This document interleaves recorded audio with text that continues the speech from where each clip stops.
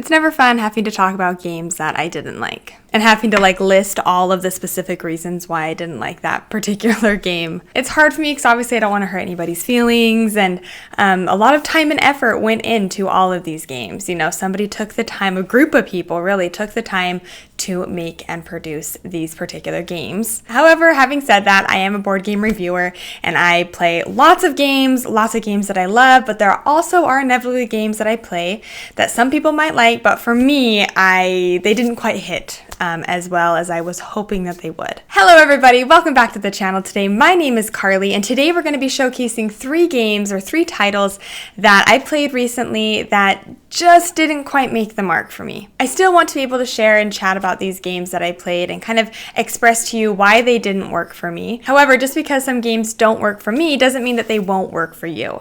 So today we're going to be showcasing 3 games that might work for you for whatever reason, but for me, they just didn't.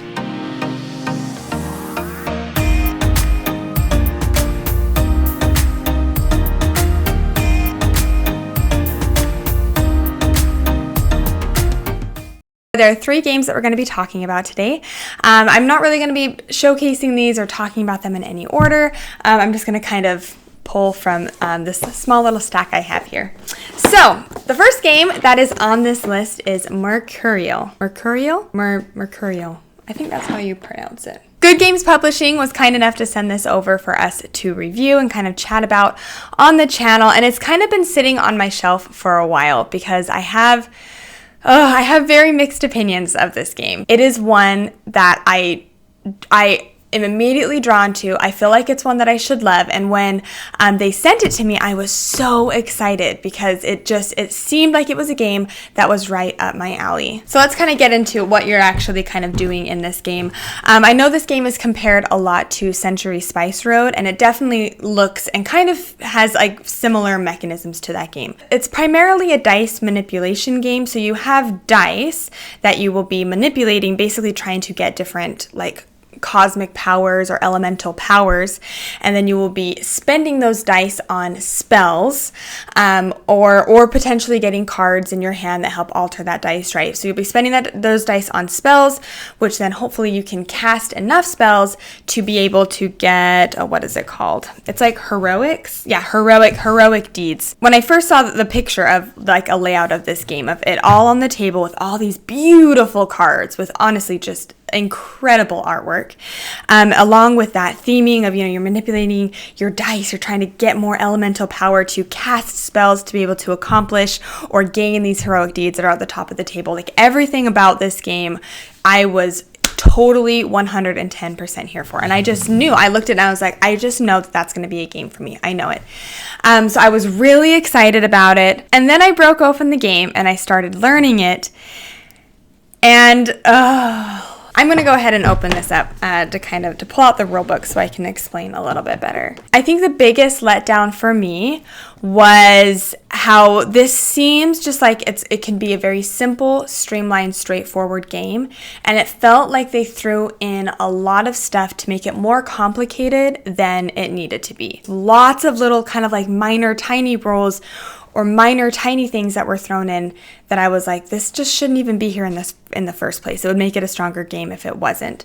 But that's besides the point. Let's talk about just simply terminology when you're learning this game. So you have spells, you have spell combinations, you have mana cubes and acuity cubes that essentially kind of do the same thing, except acuity you can use in place of mana.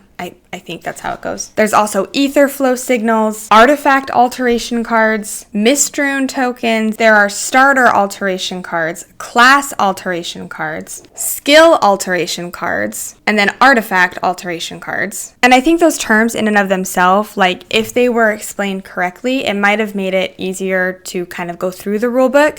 But I feel like the terms in and of itself sometimes weren't as clear as I wish they would have been. So let me give you an example right here. So it says to achieve equilibrium, your spell combination needs to have the exact same number of ruin and restore.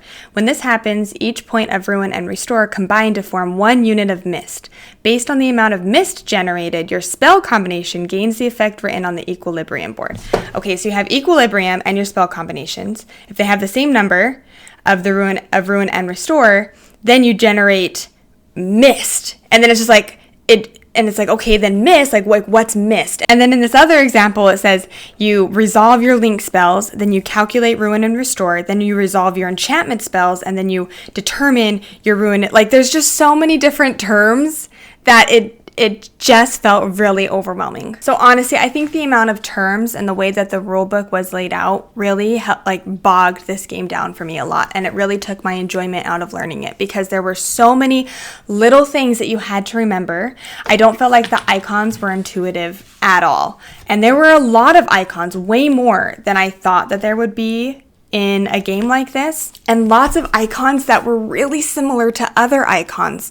So it just made the gameplay confusing. Once you get past the rules and the endless terms that you're kind of trying to figure out, and once you actually get to the gameplay just doesn't, it's just not really exciting to me. The resources that you get are essentially just based on random dice rolls, which normally I'm okay with, but it's really hard to get resources in the game. Like it doesn't feel enjoyable to get the resources necessary in order to unlock those more cards on the board. It feels like a slog, honestly. There's so much fiddliness that you have to deal with when really it just comes down to trying to get a card to try to get another card to try to get another card, essentially. I just wish it had a simple rule set that would match the simple gameplay.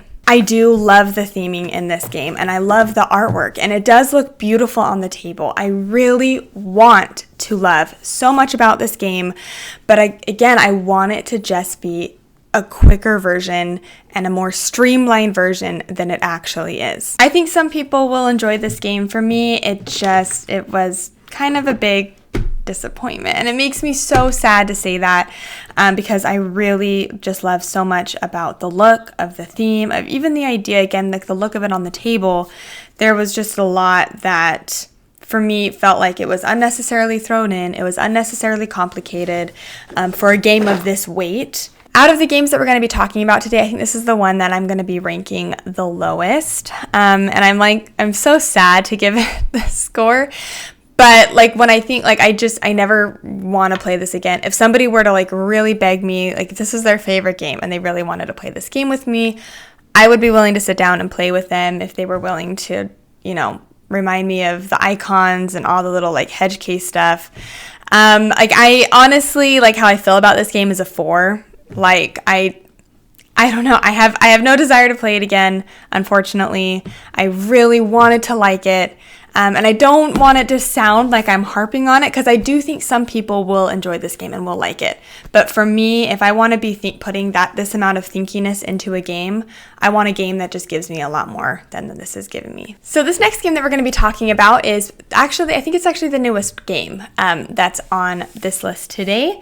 And I was really excited for it. I don't think this game is a bad game. I just thought it was fine. And I was like, yeah, it's fine. But this game is Perch. This was sent over from Inside Up Games. And this game it's a really interesting game. Oh, cover's on backwards, 1 second. So Perch, it's cute because you look at it and it looks just like this cute little, game about birds. But really this is like a kind of like a ruthless cutthroat area control game. And it's also nice because it has a little bit of like bag building kind of thrown into the mix. But let's go ahead and kind of explain what you are going to be doing in this game. It says players fight for control of locations by commanding birds of their own and other birds' flocks. So when you first set up this game, you're going to have these tiles that you'll randomly mix them up and lay them out across the board. You'll also have a fountain board that's kind of down below. And what you're going to be doing is you're actually going to be fighting for control over these little card locations. And how you do that is at the beginning of every round, you are going to kind of stock this bag full of everybody's birds, and everybody will reach in and pull out, is it 2 birds? See, I gotta get the rule book now. Okay, yeah, so it is 2 birds from the bag, and then you will also add in 2 birds of your own color. And that's gonna be your flock or your pool that you're gonna be pulling from you will just have your flock of 4 birds birds, which again could potentially be other players' colors because of those 2 that you draw from the bag. And you will take turns one at a time placing one of your birds onto those location tiles. There are also some bonus actions that you can do during your turn, either before or after you perch or you place one of your birds on those location tiles. You can activate a creature, so if you have control of a creature, you can activate them and their little ability or their power. And then in rounds 4 or 5, basically the last rounds of the game, you can choose to build a birdhouse, which basically helps you kind of maintain control over that particular card. And then in the last round, you can choose to zap a bird, which basically allows you to literally zap that bird and remove them from a card location that's going to be on the table. Once everybody has done this, placed all of your birds out, then you basically move on to scoring at that point. Every single card scores differently, but it's shown in the upper left-hand corner of the card, I believe, upper right-hand corner. It'll show the points that are awarded if you have the most control, the second most control, or the third most control on particular areas. And in addition to that, each card, if you have control of it, might activate and say, whoever has control of this card can do X, Y, and Z. So while you are fighting over these tiles, there's a kind of this other secondary area control kind of thing that people are fighting over, and that is the fountain. At the end of the game, based on where your birds land on the fountain, that will score you additional points at the end of the game. The birds on the lowest tier of the fountain scoring you the least, and then it's kind of interesting because you have to kind of work in a pyramid. So you have to start at the bottom of the fountain, slowly working your way up to the top, and obviously whoever is at the very top gets the most points. This game was explained to me as a very, I know when Inside Up Games wanted to send this to me, they were like, okay, there's a lot of take that in this game. So you have, are you okay with that? Are you prepared for that? And I was like, oh yeah, fine. I like take that. I think it's a fun mechanism. I don't like it when it's so much so that you feel like you're getting beat up on. But I do overall enjoy take that. So I was kind of prepared for that going into this. And there's a lot about this game that I do like. I do like the take that element to this game. For the most part, it plays very quick because you don't have a ton of stuff that you have to worry about.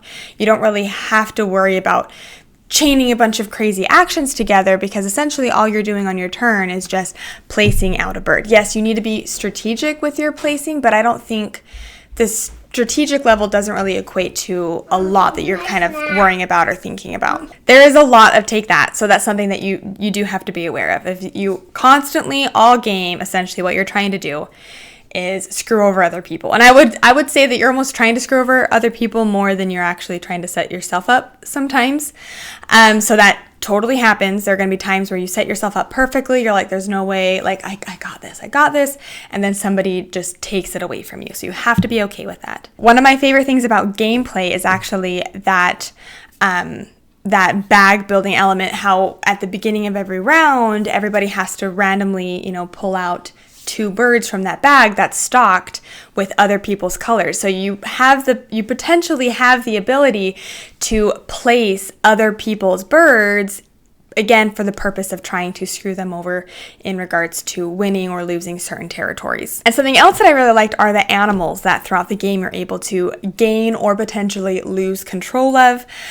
Those animals basically just give you ways to screw over other people or break the game. Let's see if I can pull them out to kind of read off some of their abilities. Oh yeah, and I don't know if I got an upgraded version or not, but all the animals are acrylics, at least the one that I got, and they are so cute and nice. I really like them a lot. And it comes with so many animal cards too, which is fun because I'm pretty sure you only use 3 or 4 in a game. Okay, so for example, the cat, it allows you to move the cat to the adjacent location with the most birds. Wherever the cat stops, send one bird to the fountain and move one location in any direction.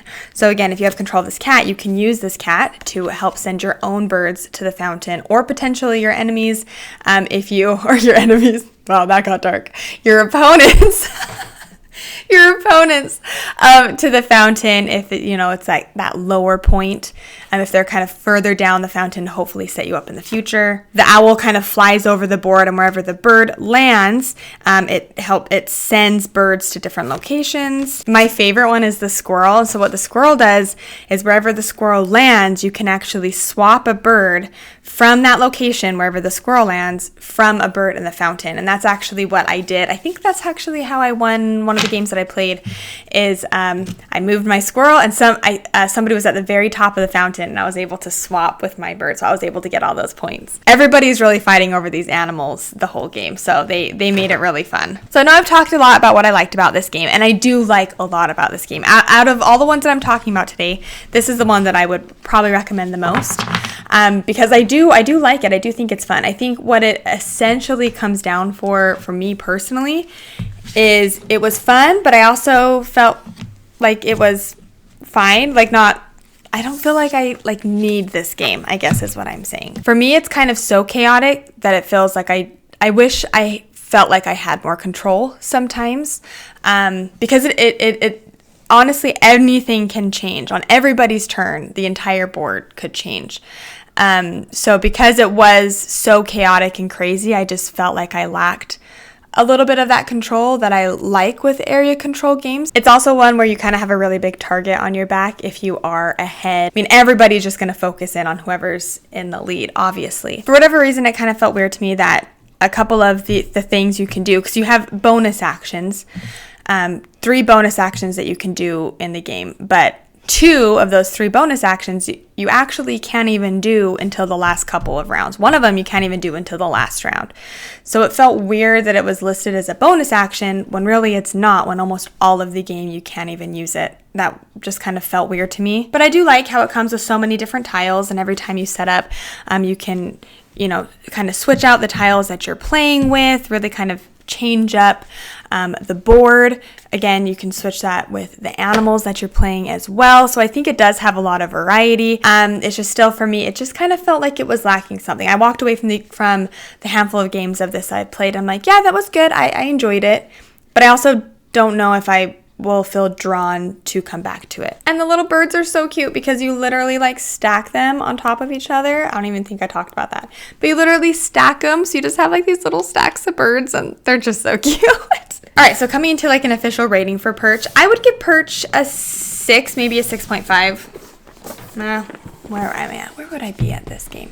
Probably a 6, because I don't really feel drawn to playing it again. I don't really feel like it's one that I need to have in my collection, and I'm very picky when it comes to adding games in my collection, and this one just didn't quite make the mark. All right, so that is Perch, which then brings us to the last one that we're going to be talking about today. This is Gnome Hollow. Gnome Hollow was the biggest game. I think it was Gen Con. It was everywhere. The op was just pushing it everywhere. It looked so fun and cute. I loved the gameplay, or the look of the gameplay. I love the look of it on the table and what you're actually going to be doing. But unfortunately, it just let me down. But before we get into that, let's kind of first chat about what you're actually going to be doing in this game. So in Gnome Hollow, you're taking on the role of little gnomes, and you're going out into the garden and you're constructing these fairy rings. This is a tile placement game, so you will be collecting tiles, placing them into the garden, and you are trying again to complete rings, because every time you complete a ring that you maintain control of, you can actually collect all of the mushrooms that are a part of that ring. And then when you collect enough mushrooms, you can actually go to the market and sell those mushrooms to essentially get points. I loved that theme so much, and the production of this game is fantastic. So let me show you what makes this game really cool. Oh, and look at the rule book. Isn't that so cute? I was obsessed with it. The really cool thing about the production of this game are these player boards. Oh, goodness. I'm going to break something. So there are these player boards, and what makes them cool is that they are actually magnetic. So the pieces that you have, literally, I don't even know if you can tell, but they stick to the player board, which is so stinking cool. I am obsessed with this. This is fantastic. I am shocked that, because Gnome Hollow these magnetic boards were talked about, I want to say like at the beginning of this past year. I'm surprised we haven't seen more of this because it is really, really cool. I still think, I don't know. This is really cool. I don't know if I think I might still like double layer player boards more because I don't know. But all I know is that it's really cool and it's innovative and it's unique. And the artwork in this is really cute too. And I really just love the theme of connecting, just making little rings, right? And connecting them. So having said all of that, I went into this game really excited. I think I was actually like halfway through, and I do want to state that I think for the most part, the rule book does a really good job of explaining stuff. I think there was just a couple stuff that we still had questions on, but for the most part, it actually does a really good job. Very like showing examples and images. And I think it was halfway through my first game where I kind of sat back and I remember thinking, this game has no interaction. And this is the reason why. There's one rule, and it's a very clear rule that's in the rule book. If you go to place a tile and it connects or intersects somebody else's tile or somebody else's circle that they own, you have to ask permission from them in order to place that tile. Because of that little rule, I'm never going to go out of my way to place a tile that's going to benefit somebody else. For the most part, there might be a couple hedge cases where I might, but for the most part, I won't. And so inevitably, there's no point for me to even bother placing a tile that's going to kind of disrupt you or cut you off or something, because people can just say, nope, I don't want you to place that there. Because I can never do anything to stop other people. The fact that you're working on this shared board, this shared garden, it feels just completely useless. There's just very little incentive to interact with your opponents around the table. What kind of tends to happen is I'll just stick to my side of the garden, you stick to your side, and we just kind of build out. And because no interaction happens, I never feel like, oh, I have to hurry and do this before they cut me off or before they do this, because it's really hard, at least I found it's really hard to cut people off or do something because you can't really get anywhere near to or disrupt their ring that they're making in any way. It kind of feels just like I'm going to make my choices and you can go ahead and make yours. Really, the only interaction or things that you can potentially take from other people is the marketplace. And honestly, the marketplace is my favorite part of the game, where you can sell mushrooms, but the moment that somebody sells, so pretend somebody sold 6 purple mushrooms. Well, now that place is actually blocked. So now moving forward, nobody else can sell 6 mushrooms to the market. So that's really like the only level of interaction that this game brings, because for the most part, if you want a tile, you're able to get it. If you want flowers, you're able to get it. And that's another thing so part of scoring is at the end of the game. So every time you create a ring, if you create a ring that has 6 tiles, you can move your little markers down from, so this whole top of your player board is going to be filled up with these little markers. And so every time you complete either a 3, 4, 5, 6, or 7 plus tile ring, then you actually move these down, and then at the end of the game, however many are empty, you are going to score the amount of points that are shown on top. And then also throughout the game, you will be able to collect flowers. You have to have different colored flowers, and however many you collect, you will score the points underneath. So you're going to be doing that, but it kind of feels, because you just sit and you play, and I can just look over at my friend's board and I see how many of these little markers they've moved down, and I know exactly how many points, apart from the tokens that they're selling, I know how many points they're going to get from here, and then how many flowers they're going to get, and how many points that they'll be able to get from the flowers. And it feels just kind of like she's got 2 flowers, so I need to get 2 flowers to kind of cancel out her points that she's getting from that. Does that make any sense? This part of the scoring just feels like I'm just trying to get points to cancel out other people's points that they're going to be getting from this. It's interesting to get the mushrooms, and like I said, it's interesting to sell to the market, and it's because it does have that race element. If I see so-and-so getting 5 mushrooms, well, do I go and cash in my 6 right now, or do I hold on hoping that she doesn't get ahead of me and then sell 6 or 7 before I can. So I liked the collecting the mushrooms. I liked selling them to the market because it had that race element. But this whole part of scoring just felt like I was trying to cancel out other people's points. Another part of the game are like signs. So something you can do is you can build a sign on completed mushroom rings, which you can potentially go back and activate those signs later on. But other people can also activate those signs. And it felt weird to me that I would put in the effort to build a sign that will benefit everyone around the table and not me at all. Like I wish, like if I would have built this sign, like my player color could have been attached to this somehow. And so moving forward, if anybody chose to use the sign, I would get a small benefit or something, even like 1 point or something, because then that would give me more incentive to build these signs. I just didn't really see the point of building a sign that was, sure, I might be able to go there at a future point, but then everybody else around the table could do that too. This board is double-sided, and so on the back side, it's kind of like a more complicated way to play the game. Basically, it's just you have to complete your rings in these particular shapes in order to score them. So I did like this. I thought that this kind of made it a little bit more thinky, a little more strategic with the tiles that you had to grab. But overall, I think really my thoughts and kind of where this game sits for me was I wish there just would have been more player interaction. You're just kind of making your ring and collecting your mushrooms and trying to really buy out the market before other people can. I do think the production is great, and I do think that some people will love this game. I really do. It's just for me, it's just missing that interaction. I kind of talked a little bit on my Instagram channel about this game, and I did have a couple people saying, oh, you know what, like there actually is strategy, or I am able to cut off opponents or do stuff, so maybe I just haven't played this enough, or I just don't, I personally, my brain doesn't work to actually see the strategy in this game. So I don't know, I think just kind of do your research into this game. If you are interested in it, again, the production level will not let you down, and if you do like more multiplayer solitaire games and just kind of peaceful games, this might be a good fit and a good vibe for you.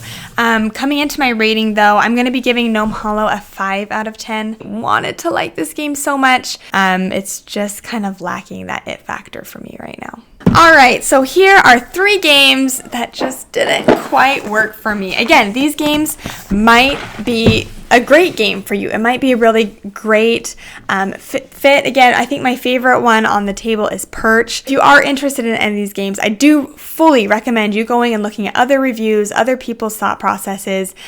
These are just, again, my own thoughts and opinions after playing these games. And if you personally have played these games and you enjoy them or like them, please fill up the comments with all the good things about this game, so people can go to the comments and kind of read different opinions other than mine. Thank you so much for watching this video today. If you enjoyed this video and you haven't yet subscribed to the channel, it would mean so much if you could do that. It really helps support me and everything that we're doing over here. But until next time, I hope you have a great rest of your day, and we'll see you later.